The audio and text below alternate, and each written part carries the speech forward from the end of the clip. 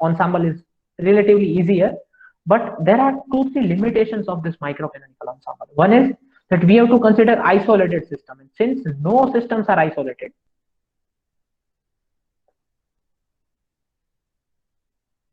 you cannot apply this microcanonical ensemble. No systems are actually isolated, so you cannot apply microcanonical ensembles on many systems.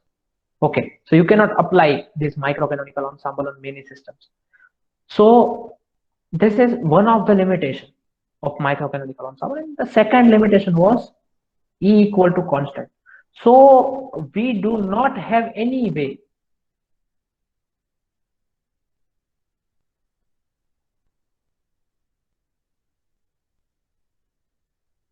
to monitor energy. We do not know any way. Okay, here is the question which will turn your mind on. What do you think? How do you measure the energy? How do we all measure the energy? We do not have any instrument in this universe which can directly measure the energy. We do not have any instrument which can directly measure the energy, that your energy is 5 joule or 10 joule or 15 joule. We do not have it. So since we do not have any instrument to measure the energy directly, we do not have any control over energy directly. So we cannot keep the system energy constant. We cannot measure it directly. So we don't know if the system's energy is changing or not. We don't know it.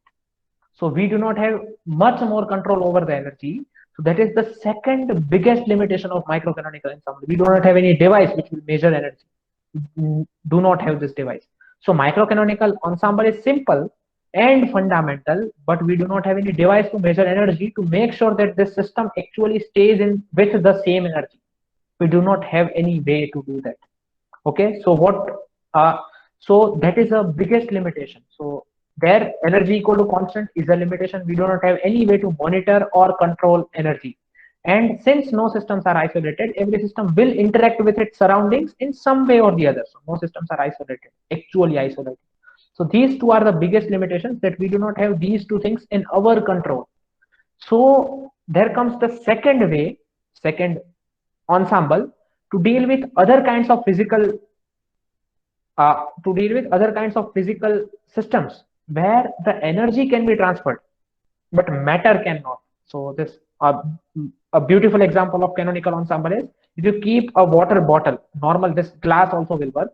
If you keep this glass onto your table for a moment, for just 1 second, you can consider it and its surrounding as a common canonical ensemble. So they both are changing their energy. This is at the room temperature right now. That surrounding is also at the room temperature right now. So both have the same room temperature and they both are still exchanging energies. They are not stopped exchanging energies. They both are still exchanging energies. This is giving the energy. This glass is also giving back the energy. So both are exchanging the energies, but still these guys are not exchanging number of molecules. There are no molecules from the glass going out. If I close this glass, of course, if I close this glass, no molecules of water going out from this glass. So no molecules transportation is allowed, but energy transportation is allowed. That is the simplest way. We see it every day around us. You keep ice cream on the table, it will take a room temperature, and after it takes the room temperature, you can consider it as a canonical ensemble with as a canonical connection with the surrounding. So there is a process always going on of transfer of heat, always going on. In that process, eventually what happens is both the temperatures become equal, and since both the temperatures become equal, still energy transfer is going on. System is not exactly isolated in terms of energy, but energy need not be constant. So we can monitor something else which is named as temperature. We have thermometers to measure the temperature. So it becomes relatively easier to measure the temperatures, becomes relatively quite easier to measure those temperatures. And what we can really do is we can make an ensemble, which is the most popular one ensemble, and we can make an ensemble in which the number of particles, the volume, and the temperature is fixed. So you can take a system just like a glass in the room. Temperature of it is fixed. Now it is the room temperature. Until and unless I try to do it something, it is at the room temperature. So temperature of it is also fixed, volume is fixed, and number of particles are also fixed. So you have a control over the system, that you can measure its temperature. This is called the control over the system. You can just insert a thermometer inside this glass and you can measure what is the temperature of the water. It is that simple. You cannot have the device which will measure the energy of this water. Okay, so this is the basis of something else that we were not getting from the microcanonical ensemble. So we turn to canonical ensemble because it is relatively simple, and since it is, that's why it is most popular. Okay, so what does it consist? This is the actual system, this is the ensemble of system. But here, if you notice these walls between them, I drew it from the yellow color. So what do we mean by yellow color? It means that walls are impermeable, again, that no particles can go from here to there because number of particles are conserved in each and every system. So impermeable.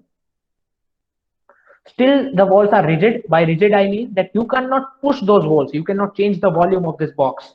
So all the walls are rigid, and these walls are conducting now, so they can conduct energy. So these walls are conducting now. So if you keep two things in thermal contact, then both of them will attain the same temperature eventually. So all of these systems, since they are connected by the conducting wall, they are attaining same temperature, and this whole ensemble is not interacting with the surrounding. So if this is surrounding, then there is a black wall around, and this black wall means impermeable, rigid, and non-conducting wall. So this is a non-conducting wall, so there is no conduction from the ensemble to the surrounding. There is no conduction like that, only conduction inside these systems. So this NVT is fixed for each system. These systems, because suppose take the initial stage when this glass of water was cold, when I filled it from the pot, this glass of water was cold, but then it changed its temperature and came at the room temperature. This glass of water came at the room temperature. How did it change the temperature? It gave some energy to this room, and eventually both of them reached at the same temperature. So this is what happened. All of these guys reached at the same temperature. Still they are exchanging the energy. Still this glass and the surrounding is exchanging the energy. But now both of the temperatures are same. This is called canonical ensemble. And they are identically prepared system of the same system. Each of them are in different microstates, and they have the same macroscopic parameters NV and T. Other parameters might vary, but NV and T are constant for each and every system of the ensemble. So there are many such mental copies. I have just shown you 16 demo copies. So these guys consist of closed conducting systems. They consist of closed conducting system. By closed we mean no particle will go from here to there, but they are not isolated. Now they are conducting systems. So they are conducting systems, and eventually you are putting this whole canonical ensemble in a box which is having the isolative walls, impermeable, rigid, and non-conducting walls, so that it does not conduct with surroundings. So this is the basic idea of canonical ensemble. All the systems of the ensembles exchange energy with each other, but still you will not have its exchange of energy with the surroundings. So this is the basic idea of canonical ensemble. If you have any doubts, kindly ask. I hope now you understand these two things. I just want to go back to that slide. So microcanonical ensemble defined by NV and E, and it exchanges nothing with the systems of this ensemble exchanges nothing with each other. In canonical ensemble, systems of the ensemble exchanges energy with each other, and they are defined by NVT. Now grand canonical ensemble we will study, then we will see. Okay, so I hope if you have any questions, just kindly ask. Yes. Sir, do we make use of microcanonical ensembles anymore? Yes, we do make use of it. Actually, the beauty of the statistical mechanics is that you can do any calculation just as we can study. It is not in your syllabus, but when you will study it, advanced statistical mechanics, what you can do is you can calculate the properties just as pressure of the ideal gas. We know the pressure of ideal gas from kinetic theory of gases from our 11th and 12th standard. But if you want to compute the pressure of an ideal gas, then if you compute with the canonical ensemble, if you compute with the microcanonical ensemble, and if you compute the same thing with the grand canonical ensemble, the results are same. So these three are the particular types of ensemble which will eventually give the same results. Okay, but it depends on the system in hand, and how are we taking that system, like what are the requirements of our question. or problem, that in real life we are solving some problems. Always in research, in real life, we are solving some problems. So it depends on the statement of our problem, that which ensemble are we going to use, and which by using which ensemble we are getting the result. Or results from all the ensembles are identical, exactly identical. So what are the results? Actually, the purpose of statistical mechanics is you study the microscopic properties of the system. By microscopic property, if you have a gas inside a box, what you do, you study its microstate, put it as a dot on a phase space. Now you study its trajectory. This is a microstate. You study the microscopic properties. Okay, you see how many microstates are there. You see how many microstates are there. And there is a wonderful relation, which is right now not in your syllabus, but it is uh, known as Boltzmann definition of entropy. So it is known as Kb ln omega. This omega is number of such microstates in an ensemble. So एक system है, उसकी कितनी microstates possible है? It is given by omega. That is the number of microstates of any system. जैसे आपने कल हमने जो क्वेश्चन किया था, we did question of 4 particles and 4 energy levels, उसमें डाले थे. हर एक स्टेट अपने आप में एक माइक्रोस्टेट थी. तो corresponding to each and every macroscopic state, मतलब वो सारी स्टेट जो थी वो माइक्रोस्कोपिक स्टेट थी. For indistinguishable particle, there are 3 microscopic states. For distinguishable, there were 20 microscopic states. So that number, if you put it here, then you know the entropy of the system. So you just studied the system microscopically, and you got something which we measure macroscopically. It is the macroscopic parameter, entropy, total energy of the system. All of these things are again related. Heat of the system, heat is not of the system, it is not of the system, but total energy of the system, that means internal energy, temperature, volume, pressure, all those things you measure from the microscopic perspective. So this is the actual idea of statistical mechanics. And in that, yes, we do use microcanonical ensemble using this definition only. So in that some particular problem when we require it, I'll try to give you one or two of those problems. I'll try to give it, I'm not sure. But in those particular problems where we are given the number of microstates, or we know the number of microstates, we can compute entropy. And from entropy, we can compute so many things, as we will learn in our thermodynamics, which is the next week classes, which are the next week classes. If we know one or two of those state variables, we know every state variable, because we know relations between them, and we can know every state variable. So it is the basis of statistical mechanics, that you try to measure microscopic, you try to observe system microscopically, and you get the macroscopic results out. That is the basis. So yes, we do use microcanonical ensemble to do these kind of calculations. Okay. Okay, sir. Yes. So to do these kind of calculations, we do use microcanonical ensemble. And all these three ensembles, using canonical ensemble also, you can do these calculations and get the entropy. You can, using grand canonical ensemble also, you can get the entropy. So this expression will not be exactly same for different ensembles, but the value of any parameter, just like temperature, let's say temperature. So temperature will be same for any system, any real system. If you calculate it with any ensemble, the real value of that system of temperature will be same. So all these three ensembles gives identical results. It is just a matter of problem that we are solving, that which ensemble to use and which to not use. Okay. So I drifted away. Yeah. So it consists of closed conducting systems. Any other questions? Sir, so in this 16 on systems, we take temperature common, or we let them interact and then they come to a common temperature? Okay. The temperature. Okay. Yes. So this, you should look it like this: that initial system had some temperature. Now what you are doing is you are creating mental copies of that system. So all of those systems have same macroscopic properties. This is why that these systems are called ensemble. They have same macroscopic properties, so all of them have the same temperature, because this actual system had the same temperature. So this is the actual system, and all of them must have the same temperature, because they have same macroscopic properties. Microscopic states will be different. Okay, sir. Thank you. Okay. Yes. Thank you. Thank you for that question. Yes. Okay. Any more questions? Okay. So now, what is our purpose in canonical ensemble? Microcanonical ensemble was very simple. We did just a probability calculation that what is the probability that system stays in state X or the system has energy Ex. How much is the probability for that to happen? We did that calculation and we found out that it was the Dirac delta function, that property. Okay. Those of you who don't know Dirac delta function, stay after the class and remind me. Okay. Yes. So what is the purpose in this case in canonical ensemble? Again, the purpose is same, to find the probability for a canonical system now, not a microcanonical system, under the condition of equilibrium to be in a particular state alpha with specific energy E alpha. Now the particular state is alpha with specific energy E alpha. And by using that energy, or we can measure anything else also to study the statistical properties of thermodynamical system A.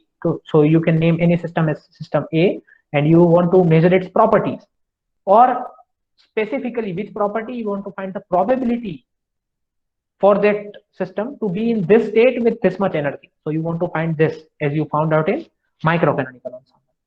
So yes, this is our purpose. So how to achieve this purpose? Let me tell you it verbally first, and then we will do the mathematical calculation.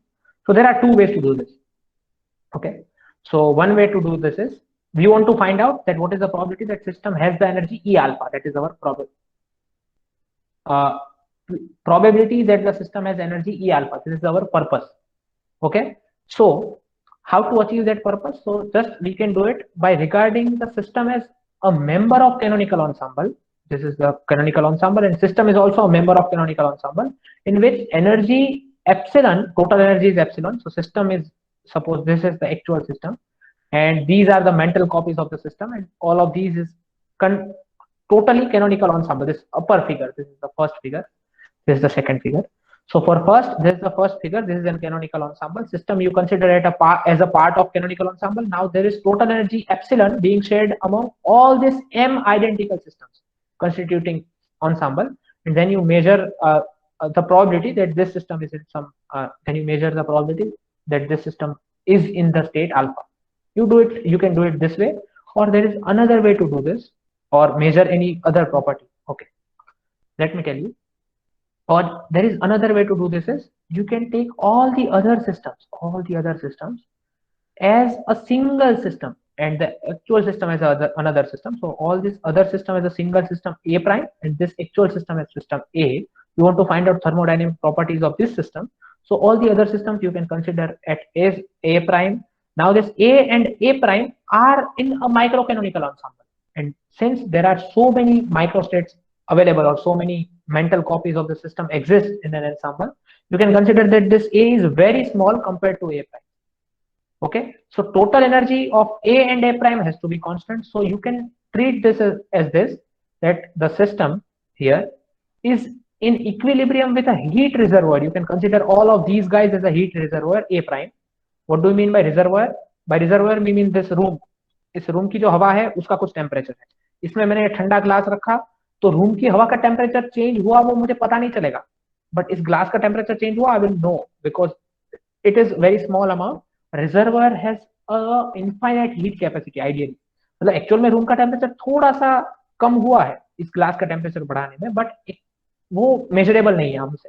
ठीक है, तो ideal जो reservoir होता है वो ऐसा होता है कि उसका कभी टेम्परेचर चेंज नहीं होगा. वो उसके कांटेक्ट में जो भी दूसरी चीज लाओगे उसका टेम्परेचर चेंज कर देगा, बट अपना टेम्परेचर कभी चेंज नहीं होगा.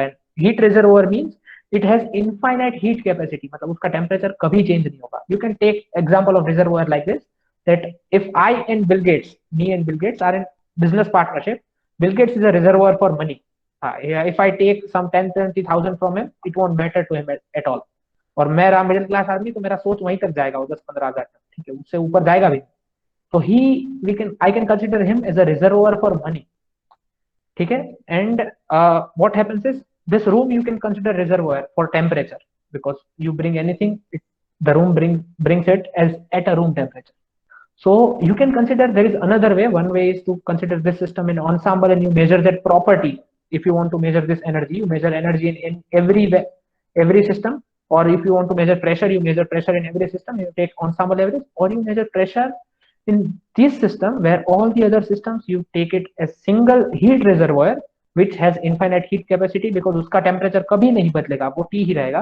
तो उसका T रहेगा तो इसका भी T रहेगा. ये सारी सारी सिस्टम्स एक साथ थर्मल कांटेक्ट में, उन सबको एक सिस्टम मान लो, तो उसका सिस्टम का टेम्परेचर कभी T से नहीं बदलेगा, since that's why it can act as a heat reservoir, and you can study the exchange of energy between these two guys.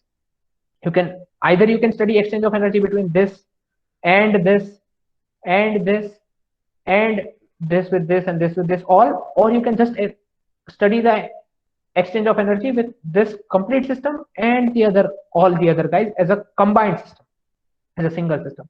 So there are two ways. Definitely this way is lot easier compared to this way. Results from both of these ways are exactly accurate and exactly same. So I will give you the proof from this side. You in your syllabus there is no need to take the proof from this side, but if you still want to read it, read section 5.1, 2, and 3 from the book by B.P. Loud. It gives you the proof using this method. I'll try to prove using this method, and this is in your syllabus. But if you want to understand this method as well, try to read it, section 5.3 from B.P. Loud. Okay, so I'll try to prove it with this method, that what is the probability that system is in particular state alpha. So let's know the system. Two systems, A and A prime. Walls of between A and A prime are free to exchange energy, and this whole system is, you can consider it in a microcanonical ensemble. So this, because it does not exchange energy with its surroundings, this whole complete A and A prime, both systems together, you can consider it in a microcanonical state. And since it does not exchange any energy with its surroundings because of these impermeable walls, so it does not exchange any energy. Here also I drew this impermeable walls. Here also I drew this impermeable walls. And here are also there are impermeable walls which will not allow any exchange between energy. So microcanonical ensemble is, this is, you can consider this A and A prime in microcanonical ensemble. And what you can do is that you can say that since it is not exchanging any energy, total energy of A and A prime are constant. So energy of A and energy of A prime is constant, and you can tell that constant as E naught. So this E naught is constant. Okay, so you are seeing this black box as a microcanonical ensemble, and total energy of both of these guys is constant. Okay, yes. So definitely there are large number of microstates corresponding to this energy E naught. जैसे कि हमने जो microcanonical ensemble, क्योंकि ये system अभी microcanonical ensemble में है, ठीक है, now the canonical ensemble problem reduced to microcanonical ensemble between these two guys, just these two guys, not any other system. तो अभी जो पूरा कैनोनिकल का प्रॉब्लम था कि वो एक सिस्टम सारे सिस्टम के साथ एनर्जी शेयर कर रहा था, अभी ये दोनों सिस्टम मिलके एक माइक्रो कैनोनिकल एंसेंबल में है विथ यूनिवर्स जो एनर्जी शेयर नहीं कर रहे हैं, ठीक है। और हमने देखा था कि for micro canonical ensemble there exist so many states, हर एक पॉइंट इस एलिप्स के ऊपर का एक एक स्टेट, ठीक है, जिनके कोरस्पॉन्डिंग एनर्जी ई होनी चाहिए। मतलब there exist so many states corresponding, there exist so many microstates corresponding to this energy E naught. So since this is in microcanonical ensemble, so large number of microstates exist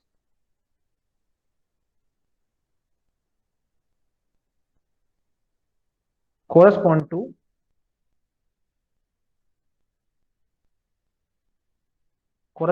to energy E naught, total energy E naught, as we learned in microcanonical ensemble.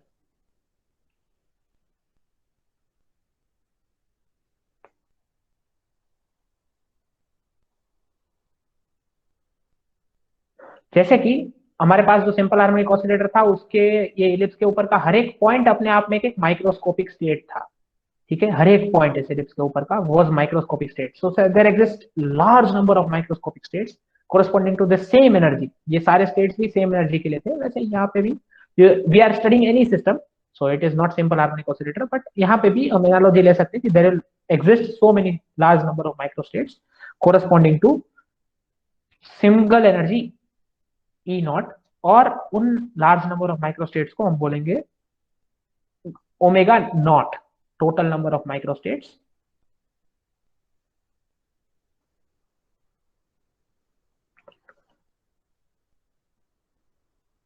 of microcanonical ensemble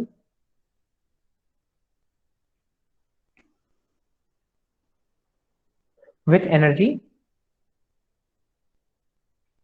E naught। Okay, so these are total number of microstates of microcanonical ensemble with energy E naught. These are the total number of states, and all microstates from the all the probabilities of the system to be in any microstate is equal, principle of equal a priori probability. तो ये system इनमें से किसी भी microstate में रहेगा उसका probability same है.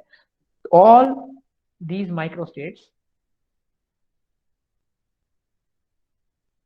are equally probable.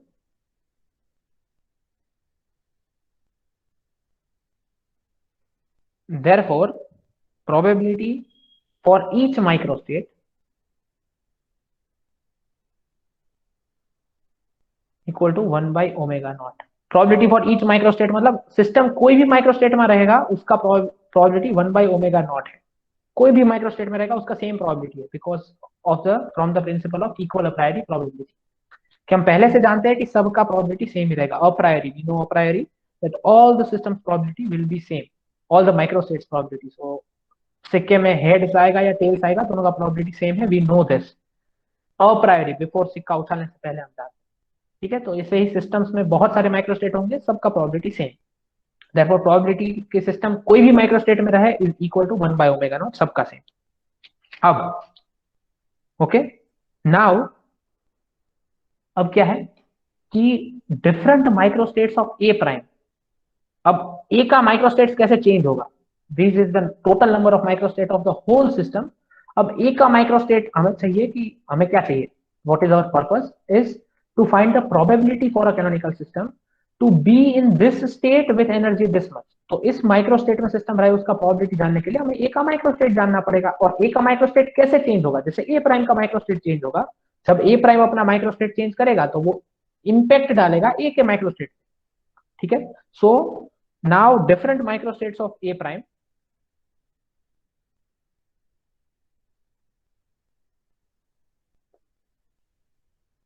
gives rise to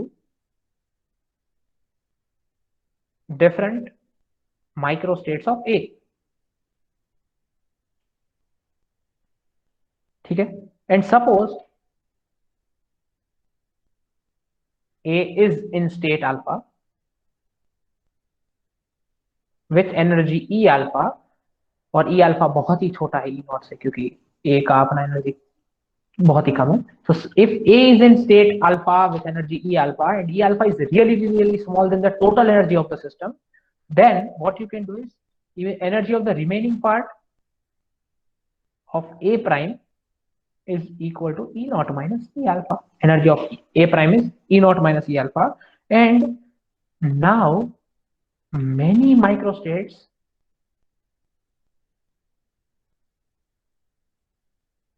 of A prime can be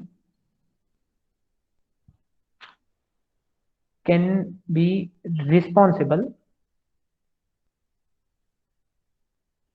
for this energy. कौन सी एनर्जी? ये एनर्जी. अब A prime का एनर्जी इतना है. Now if A prime has this much energy, then there are so many microstates possible for A prime to take it into this much amount of energy. There are so many microstates possible. Just कैसे? जैसे अगर हम कल के example की बात करें तो 3 माइक्रोस्टेट्स पॉसिबल थे कि अगर आपके पास 4 बॉल है और 4 स्टेट्स है, 4 ball, if you have 4 particles and 4 states, 0 1 2 3 4, 3 states, then you have 3 different ways of arranging these particles in these 3 different states to get the total energy equal to 3 units. You had 3 different ways, and all the ways are individual microstates. So one microstate was this, 3 particles here and 1 particle here. Other microstate was this, that 1 particle is here, 1 particle is here, 2 particles are here, and 1 there.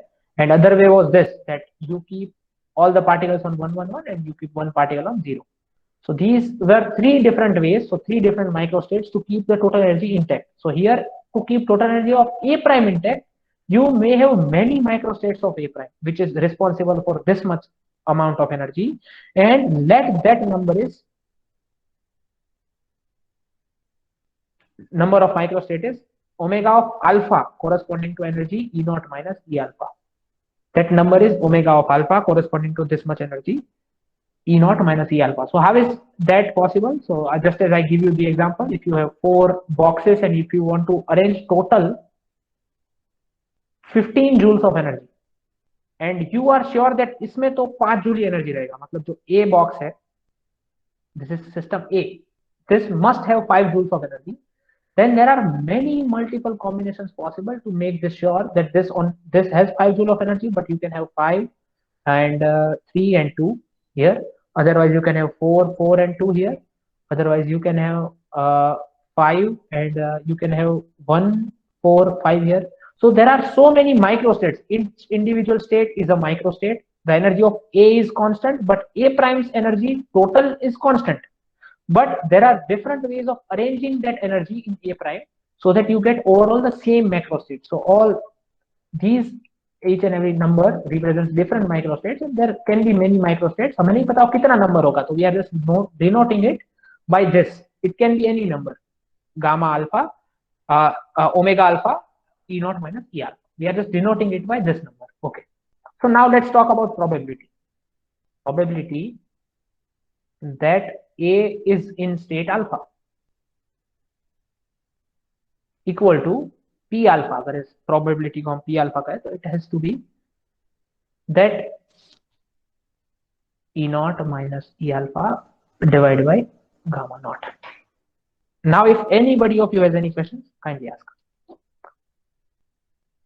Any question from the previous part also? If you have any questions, just try to write down the sheet number where you had the question, so I'll be going back and forth. Yes, somebody was asking. Sir, in the previous slide that we concluded that the change in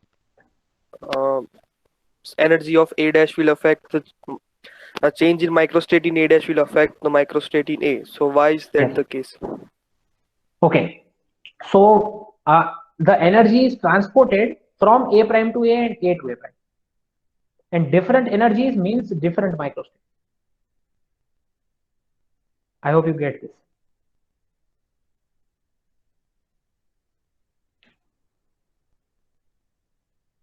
So if A prime's microstate is changing by some means, then A's microstate will also change because they are connected in terms of energy. So the energy flow from here to there or there to here, which will definitely change the microstate.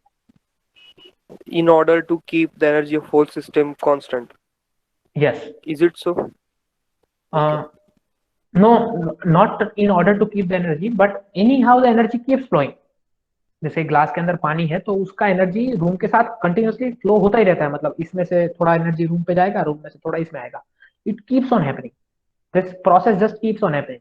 You can not stop that.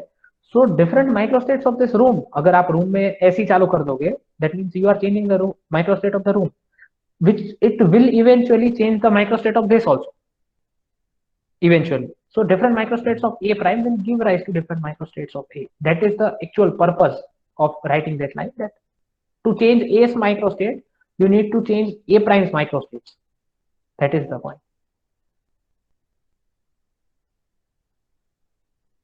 Okay, sir. Yes.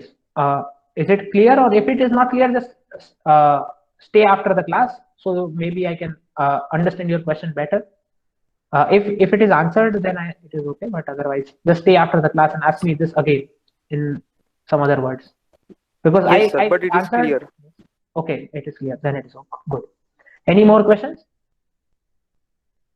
How did I write this expression for probability? I think it is clear to all of you. These are the favorable cases for state alpha, and these are the total cases.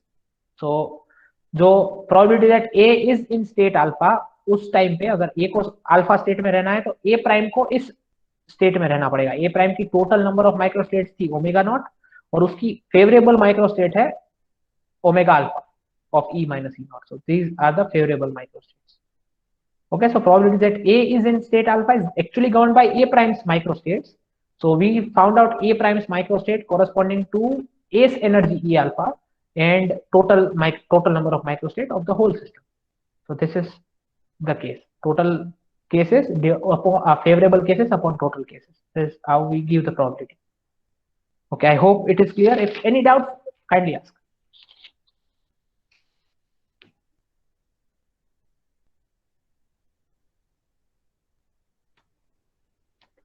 Okay, now there is simple mathematics then.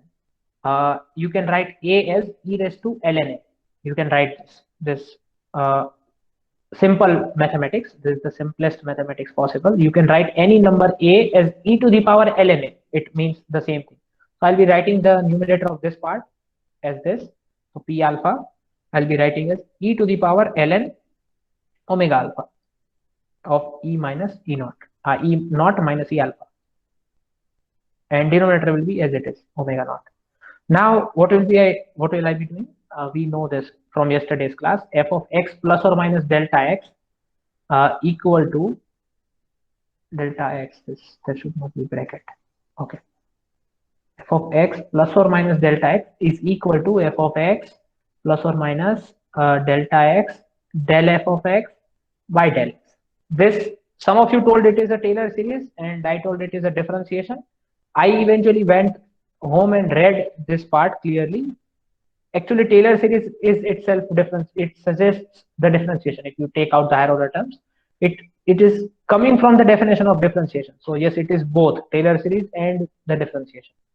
Okay, so if delta x is really small, you can write any function of x as x plus delta x, and you can write it like this.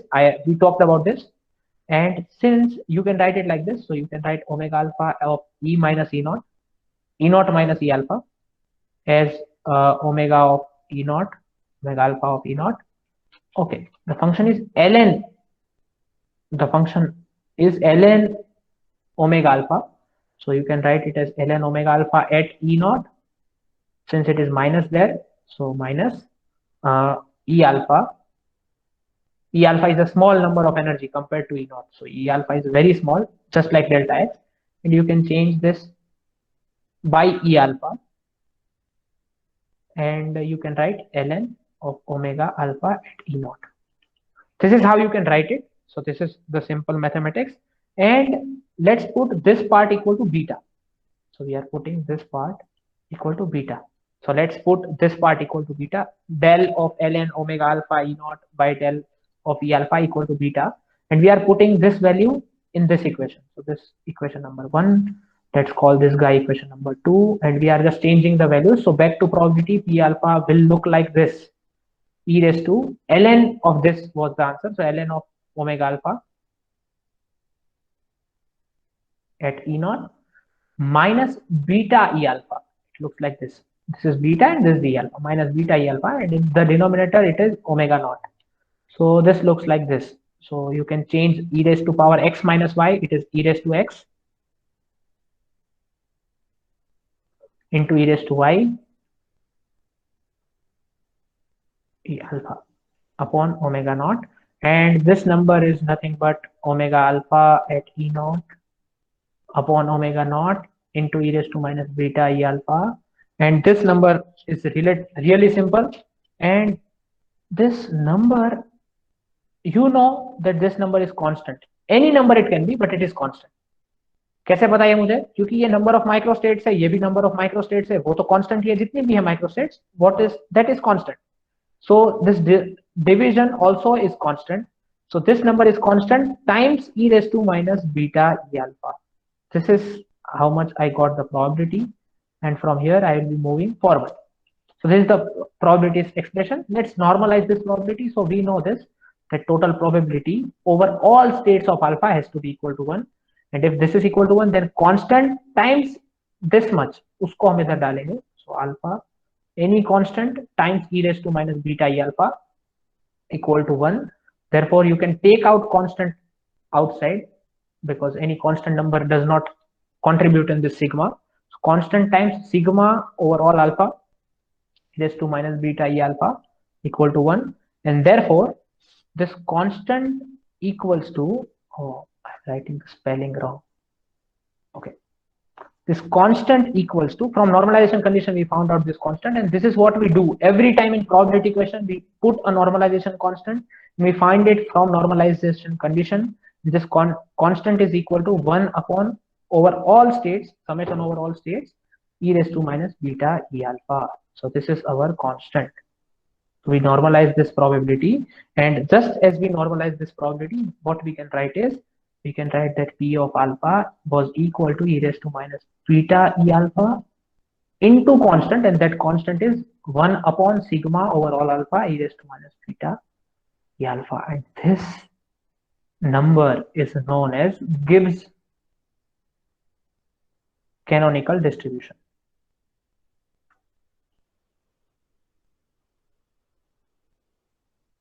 So what does this tell you? This tells you that in canonical distribution, what is the probability of getting in canonical distribution, in canonical ensemble?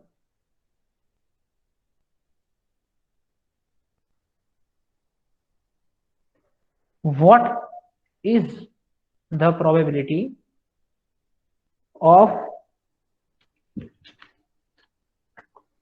a small system A to be in state alpha with energy E alpha? For different energies, this probability will be different. Definitely, for A different states, this probability is different. What is the probability? इसको देख के अगर आपको पता चले, what is the probability of this state, this A system A to be in the energy infinity, to stay with the energy infinity? मतलब ये A की energy अगर infinity हो जाए, उस state में A की रहने की probability कितनी है? तो you can put this energy as infinity, and you will know eventually that it has no probability to stay in the energy infinity. It has no probability to stay in the energy infinity level. So this is how you can easily calculate few things. कि particle कभी infinite energy level में हो ही नहीं सकता if it is in canonical ensemble. It can never be in the infinite energy, because to find the particle with infinite energy, its probability is 0. Coming from this equation, which is known as Gibbs canonical distribution. This equation gives you the probability distribution of the system. So this formula, I think you should try remember, and it is very important for the competitive exams. This formula, particular formula, is really useful for many competitive exams. This is that formula. Okay, now small 2 topics, really small, and we'll be almost finishing today's class. Actually, I was going to take much more, but I am having mercy. Yes, I'm feeling merciful. Yes, so let's talk about small 2 topics. First is degeneracy. Degeneracy, what do we mean by degeneracy? Degeneracy is G of alpha. We call this is the symbol of degeneracy. What is degeneracy? So if we know that system, just I will keep remembering you yesterday's question. That's why I did that question in the first place, because I told you that I'm not doing this question without purpose. This is the purpose. I'll keep reminding you that question. You had 4 particles, 4 energy levels, 0, 1, 2, 3. And if those particles are indistinguishable,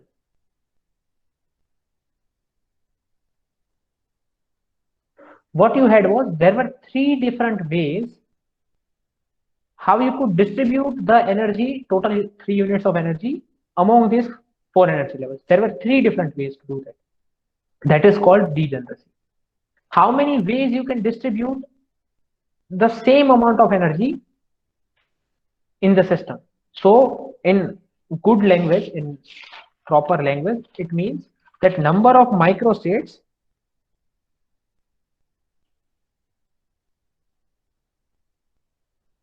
with the same energy alpha, E alpha, sorry. It means degeneracy, and it is given by the number G alpha, sorry, not Gi. This is given by number G alpha. So there were 3 different microstates with the same energy 3 units if the particles were indistinguishable, and if the particles were distinguishable, there were 20 microstates with the same energy 3 units. So in that case, the G alpha was 20. In the first case, the G alpha was 3. So there are different microstates with same energy. If there are so many microstates with same energy, then what is the probability of finding that particle in that particular microstate with energy E alpha? It is simply multiplied by G alpha, because you have now this much times the actual probability of, if this energy level was 1, then the probability was e raised to minus e beta E alpha divided by sigma over all alpha e raised to minus beta E alpha. If this was 1, then the probability was this much, but now there are so many levels. So this is the probability. of finding the particle in a degenerate state. This is called degenerate state. If there are so many microstates corresponding to same energy, these states are called degenerate states, and the probability to find the particle in the degenerate state is equal to this much. This is the probability of finding that particle in degenerate state. And let's talk about partition function. So this term, the denominator itself is called partition function. It is represented by Z. So alpha e raised to minus beta e alpha. This guy is called partition function. So you can write this probability of alpha equal to g alpha e raised to minus beta e alpha over Z. And Z is called canonical partition function.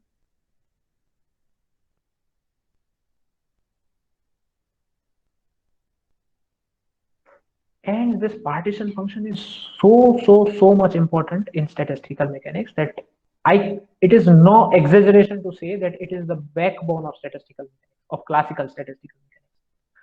You will see partition functions everywhere. Some of you eventually will give the exam of JEST in the next year. In that exam of JEST, definitely every year there is one question of evaluating this partition function. Always there is one question of evaluating this partition function. Okay, not canonical partition function, but it may be grand canonical partition function also. Okay, so we'll study that also, but this is known as partition function. It has no physical meaning. Let me write few properties about it. So it is called backbone of statistical mechanics. Why? Because you can calculate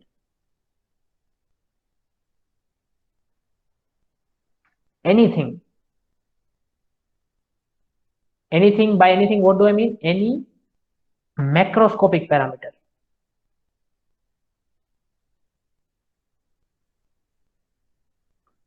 If you know this. So there is a beautiful analogy that it is a machine. Z is a machine where you give in some values and you get some values. So you give in any value. Z is a machine. You just turn this knob. If you have a machine, Z is there. You just turn this knob. You don't need to give anything. You just know Z. You don't need to give anything. There is a knob in this machine which looks like this. If you turn this knob, just keep on rotating this knob, you will get different thermodynamic quantities like entropy, like total energy, like Gibbs free energy, or Helmholtz free energy, or Gibbs free energy, or temperature or pressure or whatever. This Z will give you everything. We'll talk about it as the course proceeds. In just next 2 lectures, we'll talk very few things about it, but in your next semester, we will study a lot more about partition functions, because the next chapter is almost dedicated to partition function in your next semester. But I want to tell you that this is the most important thing you will ever study in your statistical mechanics. So it has no physical significance. So second part, yes, it is just a mathematical useful quantity.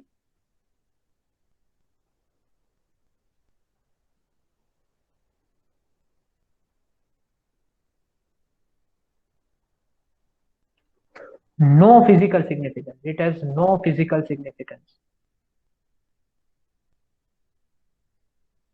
So you can't go in the system and measure this partition function. You have no machine to measure this. That's what I mean by no physical significance. It does not correspond to anything physical. It does not correspond to that. So you cannot have any machine to measure the partition function. You can always calculate it in theory, and you can calculate all other parameters in theory using this partition function, and eventually you can measure these parameters into the system. So it is just mathematical useful quantity. There is no physical significance of partition function, and it is really important. Just as a wave function, this is a partition function. So in quantum mechanics, what you have is wave function. It is just similar to this. You can calculate anything if you know the wave function. You can calculate expectation value of different things. I know you are doing it right now in your quantum mechanics. You can calculate expectation value of anything if you know the wave function. Okay, you can. And this wave function is also mathematically useful. It has no physical significance. So this is also like that. And this is just mathematical term, but helpful in calculating many things. So if you know this, you can almost say that you know the state of the system. So if you know this, you can calculate so many things that you can almost say that you know the state of the system, because you know everything about the system there has to be known. Okay, so the partition function is that much helpful. Now this was for the discrete system. But for continuous system, for energy to be continuous, if energy is continuous, then partition function, how do we write the partition function? For discrete energy, you just write those discrete energy and add these terms. But for continuous energy, if energy is continuous, then what happens? CTS means continuous. If this energy is continuous, then this partition function, this sigma turns out to be integration. This e raised to minus beta, E alpha becomes beta E, and this small chunks of energy which keeps on increasing, and you just add this term together. So this is called continuous partition function, or thus partition function, and this is also partition function. This is for discrete system, this is for continuous energy system. This is also canonical partition function. This is also canonical partition function. And in all these discussions, I wrote beta everywhere. For beta, I wrote that beta is something like this. I gave this number beta, but in your whole syllabus, you won't derive beta. In your whole syllabus that you are going to be studying in this semester, you will not be deriving what is beta, or you will not be knowing. But since we are using it somewhere else, so let me just tell you without deriving it, that this beta is nothing but 1 by kT. This beta is nothing but 1 by kT, and we will be using it a lot in thermodynamics.